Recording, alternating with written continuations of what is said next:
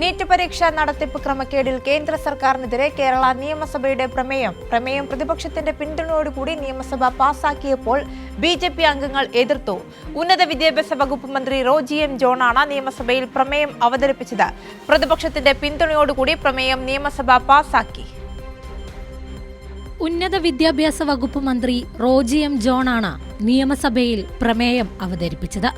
പരീക്ഷയുടെ വിശ്വാസ്യതയും സുതാര്യതയും ചോദ്യം ചെയ്യപ്പെടുന്ന അതീവ ദൗർഭാഗ്യകരമായ സാഹചര്യം വിദ്യാർത്ഥികളുടെയും രക്ഷിതാക്കളുടെയും മാനസിക സ്ഥിതിയെ ബാധിക്കുകയാണെന്നും ക്രമക്കേടുകൾ പുറത്തു വന്നിട്ടും ഗൗരവം അംഗീകരിക്കുവാനും തിരുത്തൽ വരുത്തുവാനും കേന്ദ്രം തയ്യാറായില്ലെന്നും പ്രമേയത്തിൽ പറയുന്നു. ഇത്തരത്തിലുള്ള സംഭവവികാസങ്ങൾ വിദ്യാർത്ഥികളുടെയും രക്ഷിതാക്കളുടെയും മാനസിക സുരക്ഷിതത്വത്തെയും പൊതുജനങ്ങളുടെ പരീക്ഷാ സംവിധാനത്തോടുള്ള വിശ്വാസത്തെയും ബാധിക്കുന്നതോടൊപ്പം രാജ്യത്തെ പൊതുപ്രവേശന പരീക്ഷാ സംവിധാനത്തിന്റെ വിശ്വാസ്യതയ്ക്ക് തന്നെ ഗുരുതരമായ ആഘാതം സൃഷ്ടിച്ചിരിക്കുകയാണ്.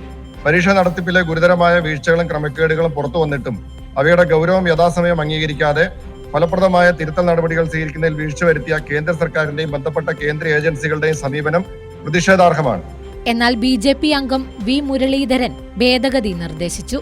പരീക്ഷാ നടത്തിപ്പിൽ ഏതാനും ചിലർ വരുത്തിയ വീഴ്ചയിൽ സമയോചിതമായും ഫലപ്രദമായും ഇടപെട്ട കേന്ദ്ര സർക്കാരിന്റെയും കേന്ദ്ര ഏജൻസികളുടെയും ഇടപെടലിനെ ഈ സഭ പ്രശംസിക്കുന്നു. അതാണ് അങ്ങയുടെ ഭേദഗതി.